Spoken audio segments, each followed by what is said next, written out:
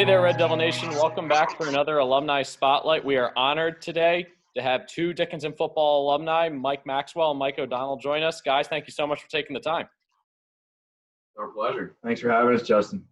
So before we dive into your playing careers and your time here at Dickinson, tell us who you are and where you grew up. My name is Michael O'Donnell. From Delaware County, Media area of Pennsylvania. I went to Pencrest High School, prior to heading to Carlisle.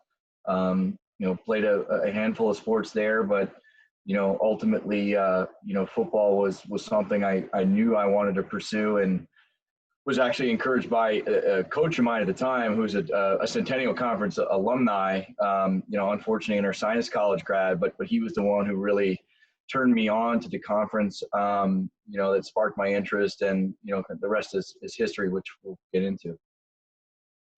Yeah, and I'm 2 years younger than Mike, but from relatively close by to where he grew up. I'm from Coatesville, Pennsylvania, went to Coatesville High School, which is about 45 minutes west of Philly, and I guess about an hour and a half east of Carlisle. So we actually grew up, 25 minutes away from each other. And then I obviously ended up in Carlisle at the same time. Yeah. And before we get to your time here at Dickinson, what attracted you guys to the sport of football, and why did you want it to be part of your collegiate experience? Yeah, so, for me, it was, it didn't really come to a head until really my senior year of high school. I quite frankly, I was never allowed to play football growing up. So I was kind of a soccer first, baseball, basketball guy, and just, I think I nagged my parents enough to finally let them kind of get them to give in and let me play, and kind of had an interesting high school career, missed out on a couple of seasons due to some injuries, but was really fortunate to have a very successful senior year in high school.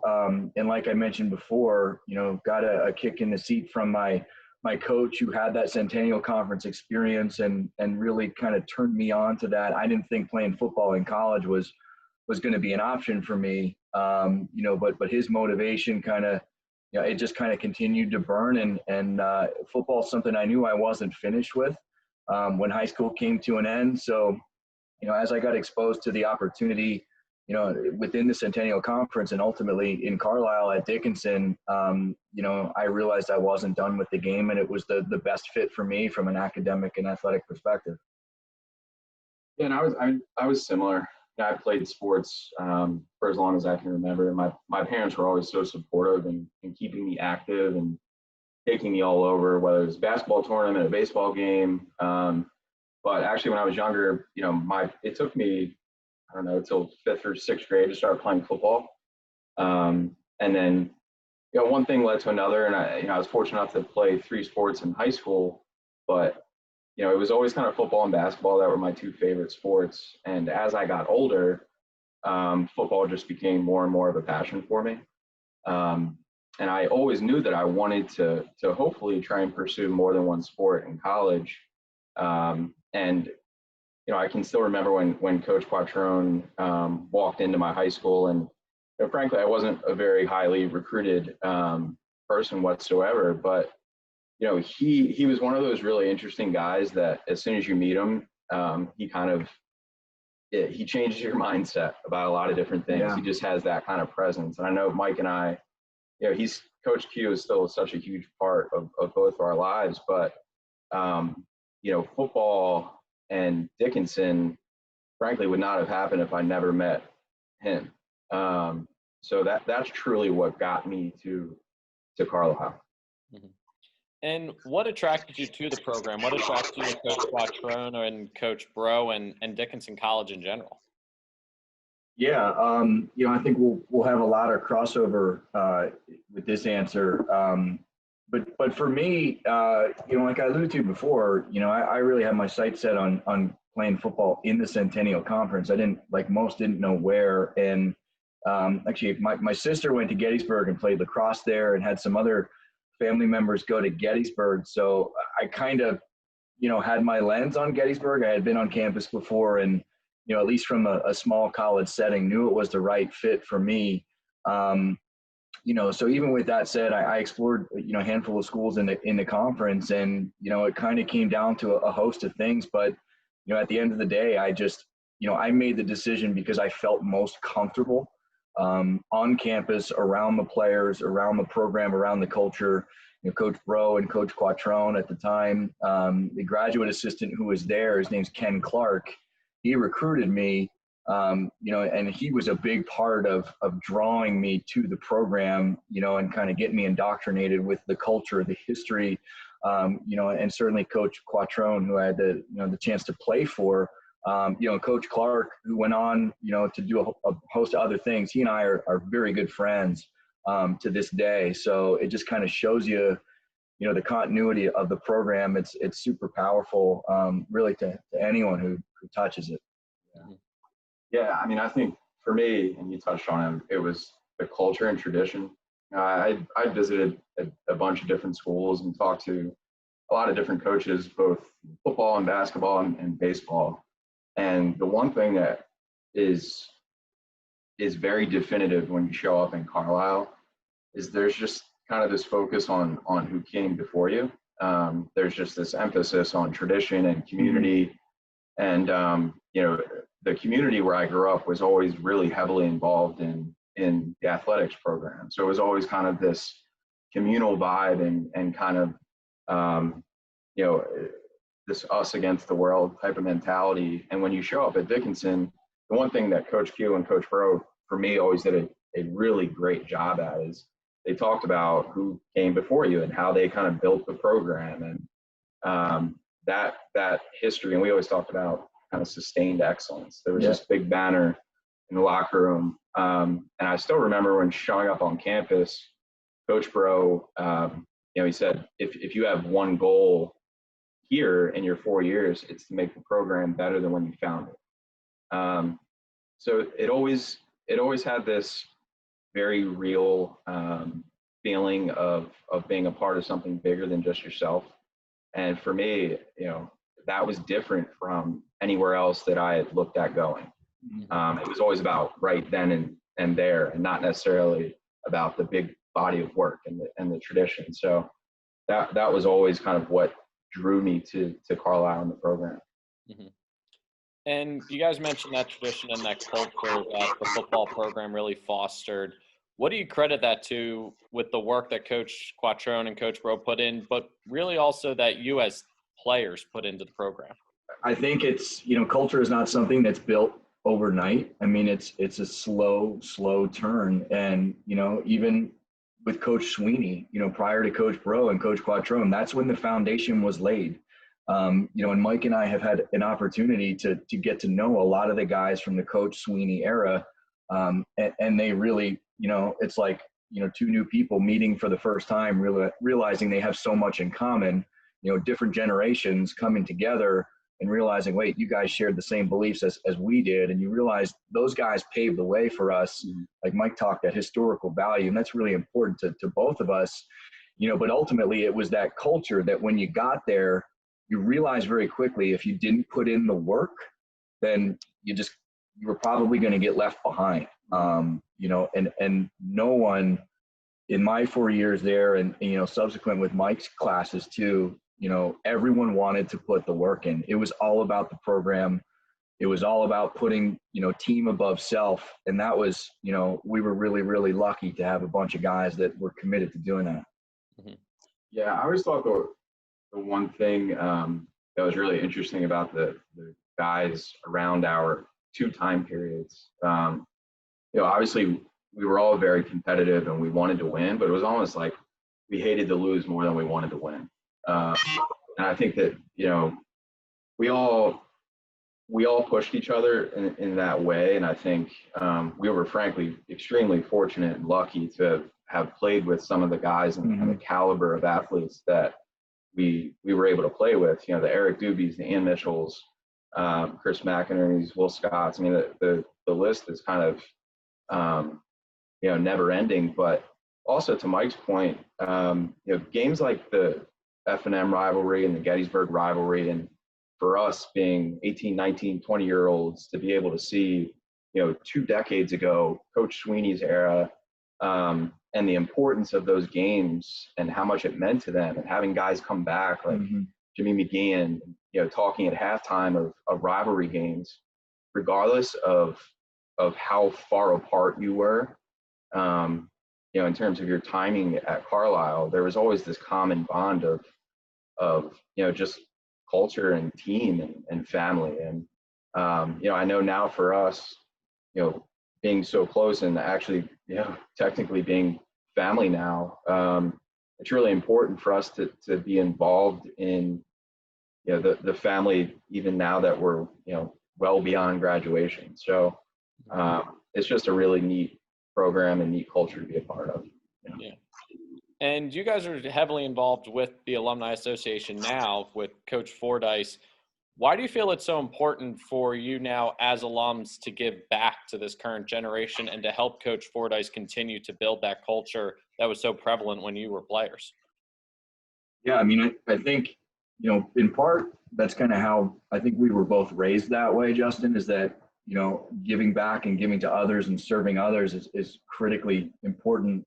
But really for me, I had so many kind of glimpses and episodes throughout my 4-year career there of alumni engagement and, not really quite grasping, what it took for, a middle-aged guy who played in an era that I knew nothing about with kids and family and jobs to come to Carlisle from wherever and speak to the team. I mean, looking back on it now, you realize the level of commitment that takes, but ultimately my 4 years there, I mean, it was such a powerfully emotional experience for me, so that kind of shared, that shared bond that we created with all of our teammates, I mean, that got into me. And it stays, Coach Fordyce talks about the fire burns, right? I mean, it's a great tagline for the team because, once it kind of gets into you, it doesn't leave. And because of that, it's just, I took so much from that program that there's no way I'm not going to try to give back to it in any way that I can. Yeah. Yeah. I mean, to be honest, all of the best things in my life came from my time at Dickinson. I was fortunate enough to meet my wife there. Most of the people who I would consider really close friends and family are people that I've met and developed relationships from my time in Carlisle. So, I have no reason not to give any free time or any, anything that I can back to that school. Because frankly, I'm blessed, and I thank my parents all the time for kind of, putting me in a position where they cared enough about me to, afford me the opportunity to go to a school like Dickinson. And now, post that time, I owe so many things to so many people that, I wouldn't be able to go on without committing as much time and effort I can to hopefully having that opportunity for other kids as well. Mm-hmm. On the field at Dickinson, you guys were part of an era where there was really unparalleled success with the program, accomplishing conference championships, ECAC championships. What do you credit that camaraderie to? Because teams just don't win those things without being close off the field. How did Coach Breaux and Coach Quattrone cultivate that environment for you guys to want to get to know each other on a more personal level and be not just teammates, but really brothers? Yeah, I mean, like Mike alluded to before, I mean, really from my class, the class of 2008, kind of down through 10 and 11, there were just a tremendous amount of athletes recruited kind of from this area of Pennsylvania. So, I think right off the bat, right, because when you're coming to Carlisle for the first time in August, scared out of your mind, this brand new experience, you look for these commonalities. So we all kind of had this geographic commonality to build the foundation. But I think, again, just based on Coach Breaux and Coach Quattrone and their staffs, the way they recruited those players through those generations, we all kind of had these shared qualities of understanding, hard work and what it meant to put the work into the program and believing in the team and, doing whatever it takes for the good of the mission. So with kind of all of these shared mindsets coming onto campus, Coach Breaux and Coach Q just kind of, they gave us the tools. Of course, we had all of our experiences on the field, off the field, during camp. We did so many neat things together, which, just that shared experience, the shared suffering through camp, all of that stuff, getting through camp and getting the season started, training together in the off season, finding ways to be together constantly. I mean, Coach Breaux and Coach Q, they shepherded that, but when we got there, we knew it was a part of continuing to sustain that tradition of, strength in numbers and strength in culture. So we bought in really, really quickly. Yeah. And, for my year, when we showed up on campus as freshmen, we immediately were blessed with the fact that we could look up to, his class and the class above him. And, really the program was so full of leaders. And we really had no choice but to buy in and try and compete right away. I mean, that's why we all wanted to be there, is we wanted to compete. And, it's hard not to walk around a locker room full of guys that, are pushing you to get better. And then you see the history and the wall of fame of all these guys that have done great things and not want to, accomplish those things and expect that level of success out of yourself. So, Mike's right. I mean, Coach Q and Coach Breaux were so, we're so great about not only just going to practice every day, but also, trying to compete best on best. I mean, we both play defense, but, we were constantly going best on best with the offense to try and, push each other. And, even when we left campus over the summer, we would still get together with guys in our area. Mike mentioned Kenny Clark, going through different workouts and stuff, because at the end of the day, I think we all realized that we had 4 years left to play football and we wanted to win. We didn't just want to play football. And Coach Breaux and Coach Q obviously always did a great job of expecting that out of you, and then putting you in a position to deliver. Mm-hmm. And one of the great things about Coach Q and Coach Breaux that I remember from when I played there was they just didn't teach you about football. They did teach you about life after football and worked on turning you into young men. What were the lessons that you took from them on the field that still apply to your life today? Yeah, I mean, Endless. We could have a separate conversation about that. And I know, we've kicked around a bunch of them already in the conversation up to this point. But I think the biggest one for me was just kind of how to appropriately manage and handle adversity. Like I mentioned before, I had some injuries in high school and had some adversity, but I had a ton of luck and, good people around me. But it wasn't until college that, losing games, missing plays where you get to really watch it on film and you realize how accountable you have to be to yourself, more importantly, to your teammates and to your coaches. Of course, as competitors, Mike and I and many of the guys we played with, you take it very personally when you mess up because you let other people down. And what Coach Q and Coach Breaux did very, very well, was help us understand kind of how to process that as an emotion, because it's important, because it just kind of reiterates how competitive and serious we were taking our business at the time, but how to return from it, how to bounce back from it, how to learn from it, and that that's the essence of life, right? How do you face adversity? How do you deal with it? How do you process it? How do you not let it impact you and kind of learn from it and soldier forward? I mean, that was the biggest takeaway for me. It's interesting now thinking back on it, because obviously Coach Breaux and Coach Q were kind of, it was their ship, right? They captained the ship, but there were so many other coaches and alumni that were involved. Coach Ryder, Coach the Millers. The list is endless, and they all kind of,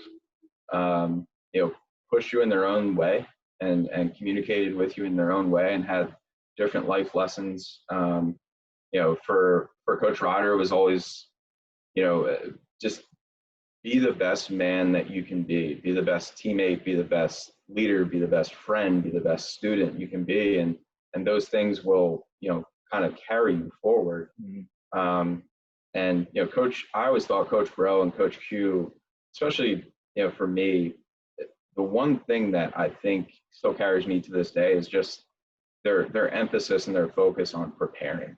I'll be very honest. I was never the most athletic guy in the field or, the most intelligent in the classroom. I needed to prepare. And they allowed me to figure that out.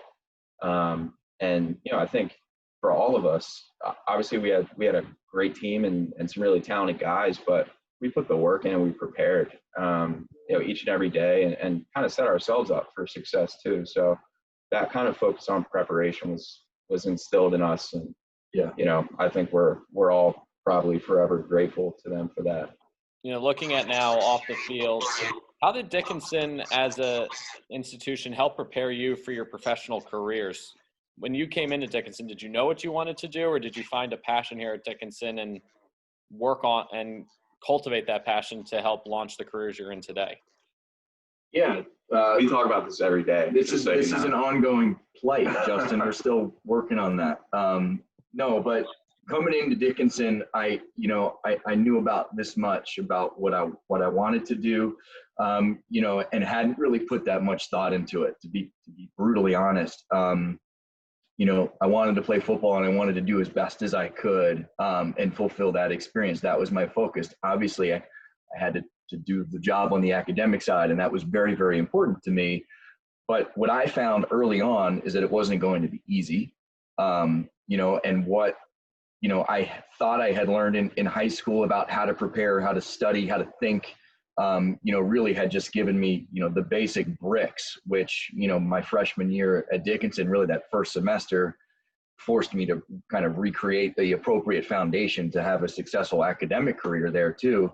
So like I said, I didn't have really, other than kind of generally thinking I was going to be a business major, really no other inklings, but I knew, well, not that I knew, but what I learned after my first year and a half, was this kind of tremendous diversity of exposure that I got academically to so much different curriculum and so many different people, across campus, whether it was, advisors or, other students or, student athletes who we played with, who had taken classes. You just have this kind of constant flow of great information. And yeah, it's up to you to figure it out. But what you realize quickly that you have so many great resources around you on campus, between the resources on your team, the career center, the other things on campus. So, ultimately I, kind of wound up being an international business major when the program was still kind of growing, and it's grown tremendously, since then.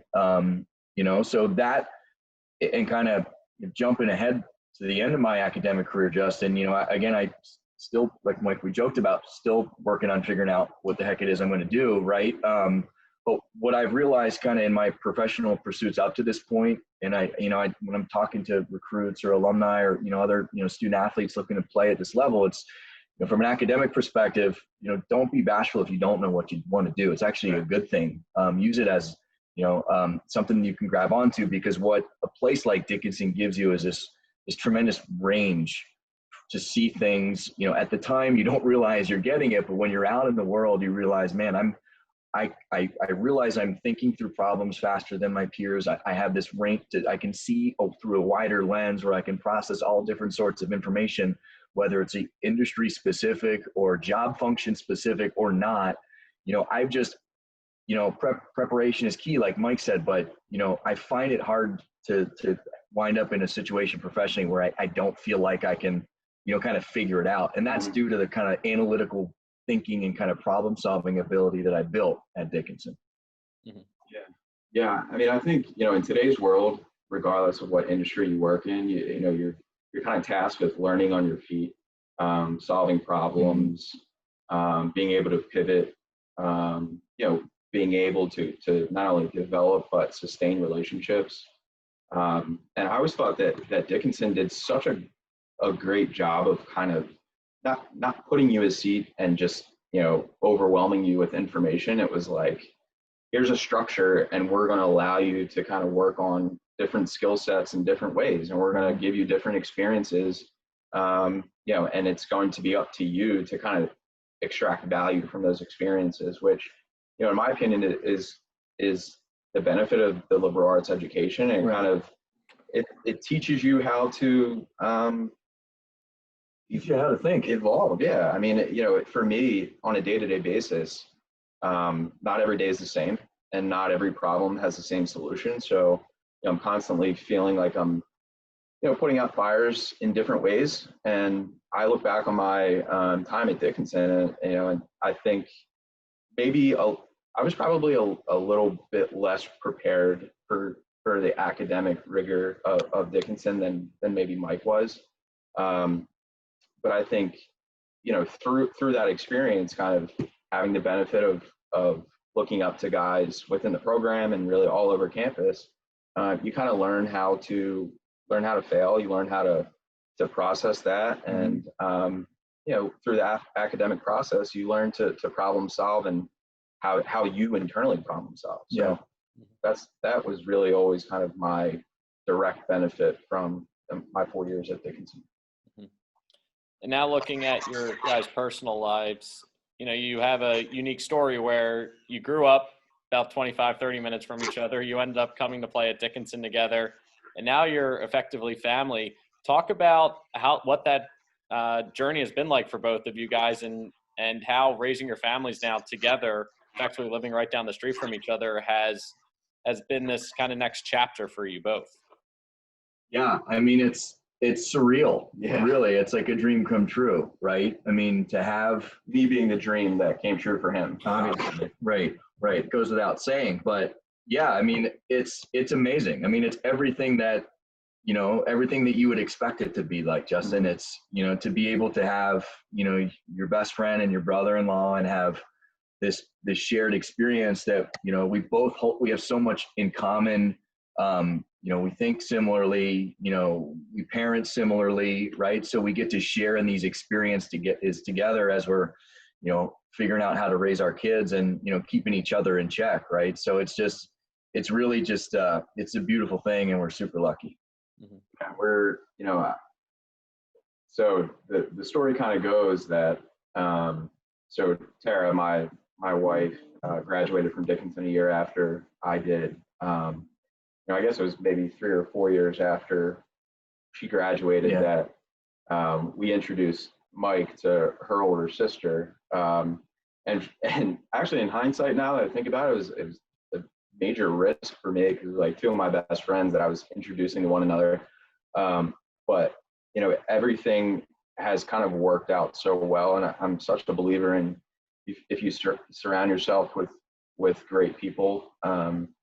You kind of set yourself up for success. And Mike's right. I mean, it really has been such a blessing in so many ways to share in so many really, really important moments in each of our lives. And, no matter how hard life gets, I think, we both really lean on each other for motivation, just like we did, on the field. And we're absolutely support systems for one another.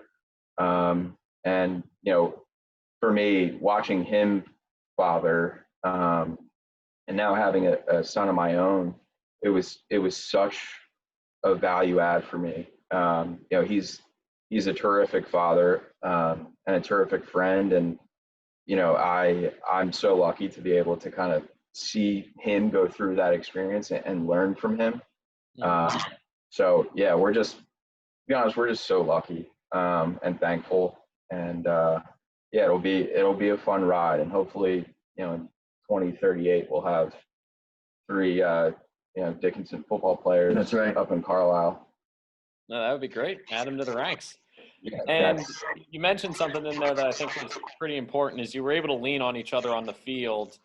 Now being husbands, being fathers, what were the lessons that you think that you learned on the field from Coach Breaux and Coach Quattrone? I know we've touched on a lot that have really helped you be better fathers, be better husbands, and be better friends towards each other. Knowing what a good coach is and a not so good coach is. Mike and I have both had both of them, and I think we both would classify our experience at Dickinson as, what a good coach should be as opposed to what they shouldn't be. And that's, that's that kind of whole basket of qualities, Justin. It's, how to be harsh when you need to be harsh, how to be fair when you need to be fair, how to communicate, how to have this delicate balance of, you are the authoritative figure, but, also command the respect of everyone and get people behind you. Mike and I and the guys we played with, we wanted to do nothing but to go to war for, each other and for Coach Quattrone and Coach Breaux. They just made us want to do that. So the ability to motivate, right? I mean, and taking those things and those kind of styles of what I picked up on how our coaches did that for us, and observing them do it with our teammates, certainly very applicable in raising boys, right? I mean, yeah, you got to figure out the day-to-day stuff, but when I'm thinking like, what do I want to work on molding my boys and my nephew into, is kind of, embodying those exact same qualities that were bestowed upon me by Coach Breaux and Coach Q. Yeah. I think back to, Coach Q and how Coach Q was kind of on and off the field. And he's this unique guy that is incredibly motivating, incredibly supportive, but at the same time, gives you nightmares. So he keeps you in check all the time, but all the while just being incredibly supportive. And I think it's that balance, really. Yeah. I've learned so much from Mike, just his ability to be patient with things. I mean, the reality is, as a father and a husband, you never have all the answers, right? So it's being vulnerable, and just knowing that at the end of the day, if you're doing the best you can and you surround yourself with the right people, you're going to learn, you're going to fail forward, and hopefully you're going to figure things out. And I think the way that we look at our families, we always want to set them up for success, but we also are not naive to the fact that things go wrong, people make mistakes. Yeah. So it's constantly just knowing that, we tell our boys this all the time. It's always family first. So the more that we can kind of create that safe place for them, and know that not everything's always going to go right, but we'll always be here to have your back. And as long as you have a reason for messing up, then we'll work our way through it. Mm-hmm. And the last question I have for you guys is, when you look back on your time as a Dickinson Red Devil, what gave you so much pride in putting on that uniform every day, and now, years removed, still walking around with the Dickinson D on your shirt, or some piece of apparel on? What gives you pride in being a Dickinsonian? Yeah, I mean, like I said before, I mean, it was such an emotional experience for me. I mean, in a positive way that, just I can still vividly recall, pregame routines and, instances of certain games, or, instances in the off season, and just kind of that, that you get that kind of emotional, welling that just comes upon you, because it was such a powerful experience for me, but, and really, I mean, the whole 4-year body of work, academically and athletically, right? And I think it's come a little more full circle, and kind of my holistic experience at Dickinson, now that we're going on 12 years out now, and kind of out in the world and learning and growing and evolving, and applying all of those lessons, which, I wouldn't be nearly as successful as I have been lucky enough to be, and hopefully will continue to be, because of that unique kind of hybrid, exposure and experience that I got from this, very diverse liberal arts education, and, a hyper, focus, and just such a quality athletic experience at that level. So it was really just kind of that kind of combination of exposure, Justin, that, just kind of continues to keep me engaged, and I'll never forget it. Yeah, for me, I think it was just my teammates. I think looking back, while you're there, you kind of never think it's going to end. Yeah. So you enjoy not only the aspect of being on the field and being able to play a game you love, but you enjoy the long practices and the early mornings. But we were so lucky have shared that time, that experience with the people that we did. You know, we have so many people that are still such a major part of our lives, and we get to, you know, reminisce about stories and wins and losses. And, you know, the stories probably have been altered a bit over the last decade, but, you know, I think looking back on that time period, just what made it so special for me was being able to do it with you know, just really special people. Well, guys, thank you so much for taking the time to join me tonight and to talk about your experience and share your journey. This is going to be a great spotlight to share with the Dickinson community at large. Yeah, thanks again, Justin. Really happy to be here. It's a pleasure and an honor. Yeah, we appreciate it. Thanks, Justin. Absolutely. Yeah, hope we you know, can connect in person when this is all behind us, and hope you both have a great holiday season with your families. Absolutely. Do the same. Thanks, man. We'll see you on campus sooner than later, I hope. Yeah. I hope so too. Look forward to it.